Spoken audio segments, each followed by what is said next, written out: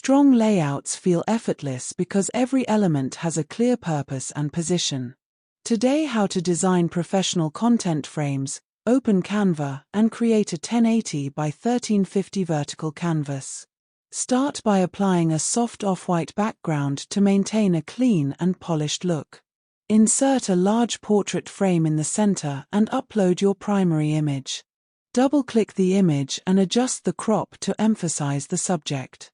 Add 2 smaller rectangular frames underneath to support the main visual and create hierarchy. Select the main frame and apply a soft shadow effect with reduced intensity for subtle depth.